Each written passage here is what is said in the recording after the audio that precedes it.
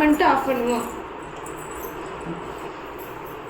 இந்த பொமுரிய ஏன் பாப்பா அன்னைக்கு பால் ஊத்துச்சு அலசிடின்னு சொன்ன கொடுமைக்கு அப்படியே தூக்கி வாங்க.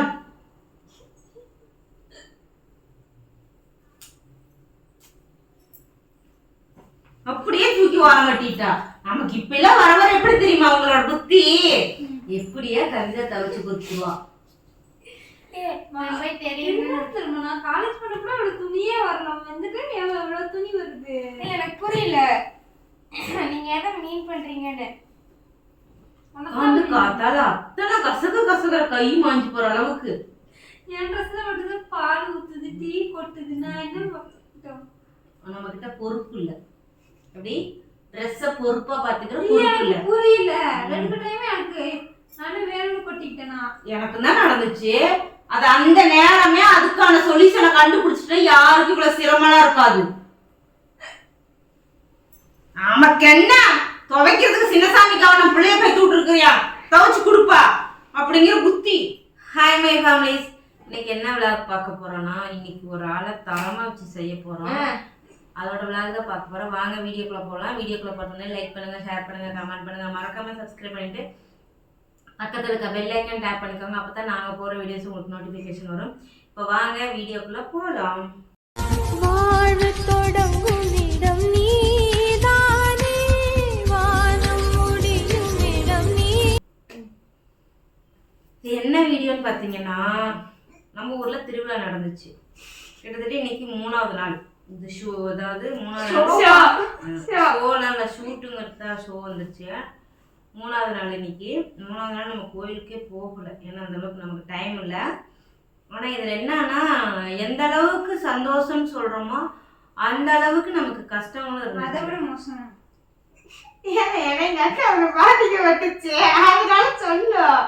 சரிங்களா? ரொம்ப கஷ்டப்பட்டாச்சு. என்னடா அப்படி கஷ்டப்பட்டீங்க, என்னடா அப்படின்னு சொல்லி யோசிக்கிறீங்களா? சொல்கிறேன். அதுக்கு முன்னாடி என்ன நடந்துச்சுன்னா, நம்ம வந்து நல்ல விதமாக தீர்த்தத்துக்கு போயிட்டு எல்லாம் எடுத்துகிட்டு நேராக தொட்டி வச்சு கோயில் வந்துட்டு அங்கேயே சாமி கும்பிட்டு கரகாஜி ஓடிச்சு அழைச்சி எடுத்தாச்சு. தீர்த்தம் கையை தலையில் வச்சாச்சு. மேடம் ஆடணும், எனக்கு தீர்த்தம் எடுக்க மாட்டேன்ட்டாங்க. சரின்னு அதுக்கு ஒரு அக்காவை பிடிச்சி அந்த அக்காட்ட வந்து நான் வந்து குடமும் துண்டும் கொடுத்துட்டு அந்த அக்கா கடைசி வரைக்கும் கொண்டாந்து கோயிலில் சேர்த்திட்டாங்க. ரைட்டுங்களா? அவங்களுக்கும் நிக்க வருஷம் அவங்க அந்த அக்காவுக்கு வருஷம் வராதாங்க. வரவே வராது. இதான் ஃபர்ஸ்ட் டைம். எனக்கே வாழ்க்கையில இதான் ஃபர்ஸ்ட் டைம். சரி ஓகேன்னு சொல்லிட்டு போகும்போதே வந்து எனக்கு என்ன ஆயிடுச்சுன்னா அருள் வந்துடுச்சு. அப்புறம் அதில் கமெண்ட்டும் பண்ணியிருந்தீங்க. என்ன பண்ணியிருந்தீங்கன்னா, பஸ்ஸில் எல்லாம் சாமியாக வராது, நடிப்பு, அத்தனையும் நடிப்பு அப்படின்னு சொல்லியிருந்தீங்க. ஆமாங்க, நடிப்பு தாங்க. அவ்வளவும் நடிப்பு, அத்தனையுமே நடிப்பு. சரிங்களா? அதாவது அது வரவங்களுக்கு மட்டும்தான் தெரியும். அது இடம் பொருள்லாம் பார்க்காது. நம்ம வந்து சுத்தபத்தமாக ஒரு இடத்துக்கு போகிறோம், நீட்டாக ஜாலியாக போகிறோம், மனசில் எதையும் யோசிக்காமல் போகிறோம், நல்லா பாட்டு கேட்குறோம், நல்லா சவுண்டு கேட்குறோம் அப்படின்னா கண்டிப்பாக வரும். அது வரவங்களுக்கு தான் அந்த ஃபீல் தெரியும். சும்மா பேசுகிறவங்களுக்கு அந்த ஃபீல் தெரியாது. அது வந்து நடந்துச்சு. போகும்போதே எனக்கு நடந்துருச்சு. சரி ஓகே, உடம்புல ரொம்ப இதாகிடுச்சு. ஏன்னா எனக்கு வந்து ரொம்ப வருஷம் ஆயிடுச்சு. எனக்கு இடையில வரவே இல்லை சாமி. வரல மீன்ஸ்னா வர அளவுக்கு நான் பயன்படுத்திக்கல. அந்த மாதிரி நடந்துருச்சு. சரி ஓகே, நாங்கள் எல்லாம் போயிட்டு நல்லபடியாக அவினாசி லிங்கேஸ்வரர் கோயிலில் எடுத்துகிட்டு வீடு வந்துட்டோம். வந்துட்டு இவங்க ஆடணும்னு சொல்லிட்டாங்க. சரி நானும் இவங்கள ஃப்ரீயாக விட்டுட்டேன். இவங்களையும் ஃப்ரீயாக விட்டுட்டேன். இவங்க என்ன பண்ணாங்க, தொட்டியப்பச்சி கோயிலில் ஸ்டார்டிங்லேயே ஆடி இருக்காங்க. அதாவது ட்ரம்ஸோட ஃபஸ்ட்டு கோயில் முன்னாடி ஆடினாங்க, பிள்ளைங்கள்லாம் ஆடினாங்க. அங்கே நான் வந்து வேலைன்னு ஒரு அக்கா ஃப்ரெண்டு பிடிச்சிட்டு நிறைய பேர் எல்லாத்துக்குமே என்ன தெரியும், ஆனால் எனக்கு தான் யாருமே முழுசாக தெரியாது. நல்லா போய்கிட்டு இருந்துச்சு. இவங்க என்ன பண்ணியிருக்காங்கன்னா, தொட்டியத்துக்கு வந்து அந்த கார்னரில் ஆடும் போது வேற ஒரு பொண்ணு, நான் இவ்வளோ நேரம் நினச்சிட்டு இருந்தேன் என்னன்னு பார்த்தீங்கன்னா, இவ காதில் இருக்கிற தோடு இவ தலைமுடிய மாட்டி தான் வந்து தோடு அருந்து உடஞ்சிருச்சு போல அப்படின்னு நினச்சிட்டு இருக்கேன். இப்போ வீடியோ எடுக்கலாம் அப்படின்னு சொல்லும் போது தான் அவ சொல்றா, வேற ஒரு பொண்ணு தலையில மாட்டி. வேணி சொல்லல, அவங்க பொண்ணு அவங்க கூட ஆடிட்டு இருந்துச்சு. அந்த பொண்ணு கூட தான் நான் ஆடிட்டு இருந்தேன். அவ முடி எனக்கு அப்படி இப்படின்னு ஃபர்ஸ்ட் டைம் நான் குதிக்கும் போது மாட்டுச்சு. அப்ப நான் எடுத்துட்டேன். ஏன்னா நார்மலா முடியல மாட்டுறதுன்னு சொல்லிட்டு நான் எடுத்துட்டேன். அப்பதான் போயிருக்கு அப்பதான் போயிருக்கு, வேற எப்படி போயிருக்குது. அப்புறம் அசால்ட்டா சொல்றாங்க போயிருந்தா அப்பதான் போயிருக்கும் அப்படின்ட்டு.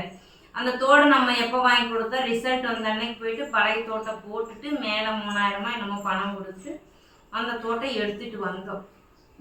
எனக்கு இருக்கிற சுச்சுவேஷன்லாம் அன்னைக்கு தோடு எடுத்து பெரிய விஷயம் தான். அன்னைக்கு ஏன் எடுத்தானா சரி ஓகே அவள் காதில் ஆல்ரெடி தோடு உடஞ்சிருக்கு, அதை எடுத்து கொடுத்தா அவளுக்கு ஒரு மெமரிஸாக இருக்கும்னு அவளுக்கு பிடிச்ச மாதிரியே தோடு எடுத்து கொடுத்தேன். ஏன்னா நான் ரக்ஸு கூட தங்கத்தோடு கிடையாது, அவளோட தங்கத்தோடு தான் நான் போட்டிருக்கேன். என் தங்கத்தோடு உடஞ்சி போச்சு. அதுவும் முந்தானத்துக்கு முதல் நாள் என்ன பண்ண கொண்டு போய் பேங்கில் வச்சுட்டு வந்துட்டேன். ஏன்னா எனக்கு பண பிரச்சனைங்கிறனால அதையெல்லாம் கொண்டு போய் ஒரு 35,000 வச்சுட்டு வந்துட்டேன். நான் போட்டிருக்கிறது ஒரு தோடு, இவ போட்டிருக்கிற தோடு மட்டும்தான் வீட்டில். ஆக்சுவலாக வீட்டில் நகை இல்லை, நாங்கள் போட்டிருக்கிறது மட்டும்தான் நகை. சரி ஓகே அவள் இருக்கட்டும்னு சொன்னேன். ஆனால் கடைக்காரங்க அப்பயே சொன்னாங்க பாப்பாவுக்கு வந்து இது ரெகுலராக போடாதீங்க, போட்டால் எப்படி தோடு மிஸ் ஆயிரும்னு சொன்னாங்க. ஏன்னா அவங்களுக்கு தெரியும், ஒரு தோட்டை பற்றி கடைக்காரங்களுக்கு தெரியும். இவளை கேட்டதுக்கு இல்லை நான் ஜிம்காஸ்தோட தான் போடுவேன்னு சொன்னால் சரி போட்டும் காலேஜுக்கு தானே போகிறா போட்டு போகணும் கொஞ்சம் அசால்ட்டாக நானும் விட்டுட்டேன். தப்பு வேணால் என்னதான் கூட இருக்கலாம் போட்டு விட்டது. நான் தங்கத்தோடு இருக்கிறதும் நம்ம தான் எடுக்கிறோம், தொலைஞ்சிட்டாலும் நம்ம தான் பாதிக்கப்படுறோம். சரின்னு காலேஜுக்கு போட்டு போயிட்டு வந்துட்டு இருந்தாங்க. முதல் நாள் வந்து காலேஜில் ஏதோ ப்ரோக்ராம்ன்ட்டு அந்த தோட்டை கட்டி வச்சுட்டு ஃபேன்சி தோடு போட்டு போனாங்க. அதிலே மூடிட்டு கம்முன்னு வந்திருக்கலாம். இப்போ தங்கத்தோடு மாற்றின விஷயம் கூட எனக்கு தெரியாது. உண்மையாக சொல்லணும்னா இவன் எப்போ மாற்றினான்னு கூட எனக்கு தெரியாது. ஏன்னா வந்துட்டு இவன் தங்கத்தோடு போட்டு ஆடிட்டு வந்துட்டா அப்படியே போயிடுச்சு. எனக்கும் இது வந்து இங்கே வந்து இந்த மாதிரி நான் அங்கே வீசனத்தில் இருக்கும் போது தான் நாங்கள் தீர்த்தத்துக்கு போகிறோம்னா காப்பு கட்ட அன்னைக்கு தீர்த்தத்துக்கு போவோம். மாறி கோயிலுங்கனால 15 நாள் திருவிழாவாக இருக்கும். காப்பு கட்டுக்கு போயிட்டு நம்ம விரதம் இருக்கிறோம், பூக்குழி இறங்குறோம், அடி விழுந்து கும்பிட்றோம், அப்படி சட்டி எடுக்கிறோம். அந்த மாதிரினா நம்ம வந்து விரதம் எடுப்போம், கையில் காப்பு கட்டுவோம், இப்படியே போய்கிட்டு இருக்கும். எனக்கு இது வந்து ஃபஸ்ட்டு அனுபவம். இவங்க தீர்த்து எடுக்கிற விதமும் ஃபஸ்ட்டு அனுபவம் தான். முளைப்பாரி விஷயமும் எனக்கு ஃபஸ்ட்டு அனுபவம் தான். இது எல்லாமே எனக்கு வந்து இது புதுசு. அதனால் எனக்கும் தெரியாமல் அவங்க வந்து கேட்கும் போதுல 3 தீர்த்தம் சொல்லிவிட்டு 3 கூட நானும் புதுசு எடுத்துகிட்டு வந்துட்டேன். முளைப்பாரி 3 சொல்லியாச்சு. இப்படியே போச்சு. இவங்க என்ன பண்ணிட்டாங்கன்னா ஆடும்போது அந்த தோடு தொலைஞ்சிச்சு. பின்னாடி தான் நான் வந்தேன். எனக்கு முன்னாடி வந்தால் அந்த பம்பை பம்பை சவுண்டும் இதெல்லாம் கேட்கும் போது என்னை அறியாமலே எனக்கு அருள் வந்துடும். என்னை கண்ட்ரோல் பண்ண முடியாது, என் பாடி தாங்காது. ரொம்ப போட்டு நெரிக்கும் போது எனக்கு என்னன்னா இந்த இடத்துக்கு சர்ஜரி பண்ணியிருப்பேன் இல்லையா, இது ரொம்ப வலி எடுத்துக்க ஆரம்பிச்சுக்கும். அப்புறம் எனக்கு மூச்சு அப்படியே நின்றும். எனக்கு அருள் வந்துருச்சுன்னா கண்ணெல்லாம் மேலே போயிட்டு அப்படியே சொருகிடும். அதனால் எங்கே போனாலுமே பெருவரில் ஊனிப்பேன். அன்றைக்கி பஸ்ஸுலேயும் வந்து வேணியக்கா வந்து கொஞ்சம் நான் உள்ளார உட்காந்துக்கிறேன், நீ இந்த பக்கம் வான்னு சொல்லும் போது நவுந்து உட்காரும் போது அப்படியே கொஞ்சம் ஃப்ரீயாக விட்டுட்டேன். அது என்ன ஆயிடுச்சுன்னா அது அந்த மாதிரி ஆயிடுச்சு. அதை வந்து தப்பு சொல்ல வரலை. சிலருக்கு அது தப்பாக கூட தோணலாம். இருக்கு நாங்கள் ஒன்றும் பண்ண முடியாது, வரவங்களுக்கு தான் அது தெரியும். சரின்னு சொல்லிட்டு இவங்க என்ன பண்ணாங்க, ஆடி தோடு உடஞ்சிருச்சு. தொலைஞ்சிருச்சு இல்லை, எங்கிட்ட வந்து நம்ம இந்த இடத்துல இப்படி நடந்துருச்சுன்னு ஒரு வார்த்தை சொல்லியிருந்தா முடிஞ்ச வரைக்கும் நாங்கள் கடைசியாக வந்தோம். அப்போவே நான் தேடி கண்டுபிடிச்சிருப்பேன். அப்போவே நம்ம கண்டுபிடிச்சி முடிஞ்ச வரைக்கும். ஏன்னா நம்ம அந்த கூட்டத்தில் வண்டி வாசியெல்லாம் சைடில் தான் போகுது, எங்கே நசுங்குச்சா இல்லை வேற யார் கைக்காவது கிடச்சிச்சா என்னாலாம் எனக்கு தெரியாது. நானே எனக்கு கோயில் வர வரைக்கும் எனக்கு இந்த விஷயம் தெரியாது, தோடு தொலைஞ்ச விஷயமே தெரியாது. இவளுக்கு நிற்காமல் அருள் வேற கண்ட்ரோல் பண்ண முடியல. என்னன்னா செல்ஃப் கண்ட்ரோல் இல்லை. ஒரு டைம் வரும் தான், வராமலாம் இருக்காது. யாருக்காக இருந்தாலுமே தலை சுற்றி அது ஒரு மாதிரி வரும், வைப்பு வரும் தான். ஆனால் இவங்களால கண்ட்ரோல் பண்ண முடியாமல் இவங்க இது பண்ணிட்டாங்க. எவ்வளவோ போராடினாங்க, முடியல. ஒரு கட்டத்துக்கு மேலே என்ன பண்ணிட்டாங்கன்னா சரி இது முடியாதுன்னு சொல்லிட்டு பிள்ளைங்களாம் என்ன பண்ணிட்டாங்க, எங்கள் கோயிலே உட்கார வச்சுட்டு கடைசியாக சுற்றிக்கிட்டு வந்து 10 மணிக்கு வீட்டில் விட்டாங்க. நாங்கள் தீர்த்தெல்லாம் கொண்டுட்டு கோயிலுக்கு வரும்போது 11:30 ஆயிடுச்சு.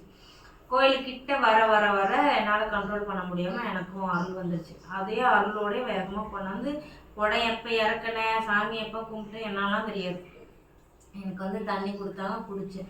அதுக்கப்புறம் திரும்ப சாமி கும்பிட்டு கோயிலை சுற்றி வந்துட்டு ஒரு இடத்துல உட்காந்து அன்னதானம் சாப்பிட ஒரு இடத்துல உட்காந்து அப்போ ஒரு பாப்பா வந்து உங்கள் பொண்ணு வந்து உங்கள் பிள்ளை தோடு தொலைச்சிருச்சு, அது போட்டுக்கு தங்கத்தோடன்னு கேட்டுச்சு. தோடு தொலைச்சிருச்சுன்னு சொன்னோன்னே நான் என்ன நினச்சேன்னா இந்த பிள்ளை கேட்குற அந்த செகண்டு கவரிங் தோடு தானே போட்டிருந்தேன், சரி போயிட்டு போகுது. அதுவும் வந்து கிஃப்டாக தான் ஒரு அர்ச்சனாங்கிற ஒரு பாப்பா கோயம்புத்தூர்லேருந்து அது கிஃப்டாக தான் வாங்கி கொடுத்துருந்தாங்க. எனக்கு மைண்டில் அந்த தோடு மட்டும்தான் இருக்குது. இவ தங்கத்தோடு போட்டது என் மைண்டில் வரவே இல்லை. அந்த நிமிஷம் நான் அப்படி நினைக்கிறேன். அந்த பாப்பா சொல்லி வாயை க்ளோஸ் பண்ணி அடுத்து தங்கத்தோடான்னு கேட்க மைண்டில் தான் ஓடுது. தங்கத்தோடானுச்சு, ஆமாண்டான்னு தோடு தொலைஞ்சிருச்சுன்னுச்சு.